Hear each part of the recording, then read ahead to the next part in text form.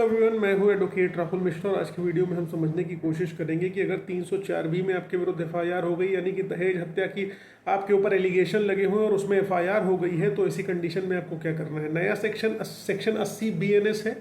अगर आपकी पत्नी की मौत अननेचुरल सर्कमस्टांसिस में आपके घर में होती है तो पोस्टमार्टम मैंडेटरी है। हमेशा आपको पोस्टमार्टम इमीडिएटली कराना है, पुलिस बुलाना है। इस कंडीशन में अगर पोस्टमार्टम नहीं कराएंगे तो आपके ससुराल वाले, यानी कि लड़की के मायके वाले, लड़के के ससुराल वाले, लड़की के ससुराल वालों के ऊपर, पूरे परिवार के ऊपर दहेज हत्या का मुकदमा दर्ज करा देंगे और पूरा परिवार जेल में चक्की पीसेगा। ये रियलिटी है।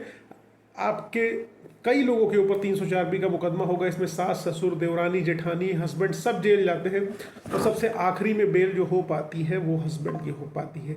अगर ऐसी स्थिति है कि आपके ऊपर इस तरीके के एलिगेशन लगे हैं, ऐसे सेक्शन में एफआईआर दर्ज है, आपके घर में कोई व्यक्ति इस मामले में जेल में बंद है, तो उस कंडीशन में आप आखिरकार अपनी जमानत कैसे कराएंगे, बेल कैसे कराएंगे, डिटेल में बात करते हैं। लेकिन उससे पहले मेरी आपसे रिक्वेस्ट है कि अगर आप लोग चैनल पर नए हैं या पहली बार आ रहे हैं या अभी तक आप लोगों ने इसे सब्सक्राइब नहीं किया तो सब्सक्राइब करिएगा, क्योंकि मैं इन्फॉर्मेटिव वीडियोज़ इस प्रकार की लाता रहता हूं जिससे मैं आप लोगों का ज्ञानवर्धन कर सकूं, आपसे भी कुछ सीखूं। क्योंकि आप कमेंट करके अपनी क्वेरीज डालते हो, मैं आपसे कुछ सीखता हूँ, आप मुझसे कुछ सीखने की कोशिश करो।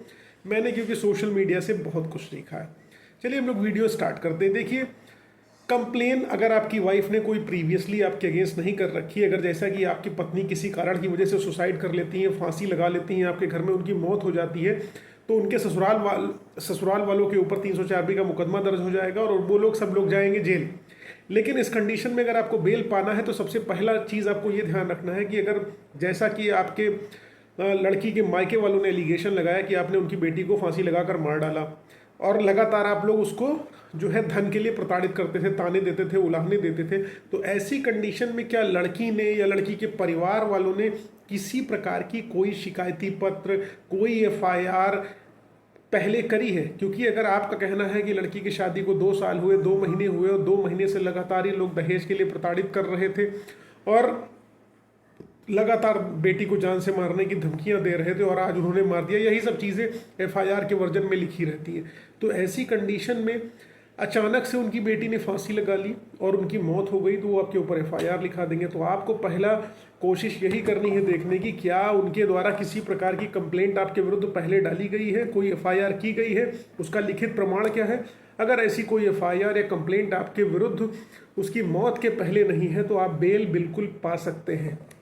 और सबसे इम्पॉर्टेंट चीज़ ये है कि लड़की ने क्या किसी प्रकार का वीडियो बना रखा है जिसमें वो सुसाइड करने से पहले अपने आप को घर वालों को बताना चाह रही हो कि मेरी मौत के जिम्मेदार कौन है, मैं किन की वजह से सुसाइड कर रही हूँ, ऐसा कुछ है? ऐसा कोई एविडेंस किसी प्रकार का नहीं तो आप बिल्कुल बेल पा सकते हैं। या लड़की ने किसी प्रकार का सुसाइड नोट भेज रखा हो, रिटर्न में उसने लिख रखा हो, कोई सुसाइड नोट बरामद हुआ है। अगर कोई सुसाइड नोट नहीं बरामद हुआ है तो उस कंडीशन में भी आप बेल पा सकते हैं। अब लड़की के घर वाले जनरली कहते हैं कि हमारी लड़की हमको बताती थी, लगातार प्रताड़ित करते हैं, लेकिन प्रताड़ना की शिकायत उनके द्वारा नहीं करी गई, तो इस कंडीशन में बेनिफिट ऑफ डाउट अक्यूज को जाएगा कि भाई आपने शिकायत नहीं करी, मतलब आप मेलाफाइड इंटेंशन के तहत एफआईआर लॉन्च करा रहे हैं, लड़के वालों ने कुछ नहीं किया, तो उस कंडीशन में भी आपको बेल मिल जाती है। और सबसे इंपॉर्टेंट चीज़ होता है पोस्टमार्टम। पोस्टमार्टम में अगर केवल और केवल एंटीमार्टम हैंगिंग की वजह से डेथ आ रही है, यानी कि लड़की फांसी पर लटक के झूल गई, इस वजह से उसकी मौत हो गई, अगर एंटीमार्टम हैंगिंग रीज़न आ रहा है उसकी मौत का, तो उस कंडीशन में भी आप बहुत आराम से बेल पा सकते हैं। जहां पर लड़की के घर वाले कहते हैं कि हमारी लड़की को मार पीट के इन्होंने फांसी पर लटका दिया, उसकी मौत हो गई, तो उस कंडीशन में जहां पर एंटीमार्टम हैंगिंग केवल मेडिकल में, पोस्टमार्टम में निकल के चली आ रही है, तो ये समझ लीजिए कि स्पष्ट है कि आपने उसके साथ किसी प्रकार की मारपीट नहीं करी थी, उसने अपने आप को फांसी लगा ली और उसकी मौत हो गई। और बॉडी पर कोई एक्सटर्नल इंजरी नहीं है, अगर उसके एक्सटर्नल इंटरनल इंजरी अगर उसके बॉडी पार्ट्स पर नहीं है तो आप बेल पाने के अधिकारिणी हैं। क्योंकि ऐसे मैटर में सास, ससुर, हस्बैंड, देवर, जेठ सबकी सजा हो जाती है। एक तरीके से सजा होने का तात्पर्य हो गया सब लोग जेल चले जाते हैं, जेल से बाहर आने में शीशा लेदर हो जाती है। सबसे बाद में इसमें बेल ज़्यादातर मैंने देखा है हस्बैंड की होती है, सबसे पहले जो होती है इन लॉस वगैरह की होती है, उसके बाद सास ससुर की होती है, फिर हस्बैंड की होती है। तो तो उम्मीद है आप जो लोग इस तरीके से परेशान होंगे वो अपने मैटर में इन ग्राउंड्स का इस्तेमाल करते हुए अपनी बेल ड्राफ्ट करेंगे और बेल पाएंगे। अगर वीडियो सही लगा है, इन्फॉर्मेटिव लगा है, तो प्लीज़ इसको लाइक शेयर सब्सक्राइब करना मत भूलना। बाकी फेसबुक, इंस्टाग्राम, ट्विटर पर नहीं जुड़े हो तो जुड़ो, लिंक आपको डिस्क्रिप्शन में मिलेगा। जय हिंद, जय भारत।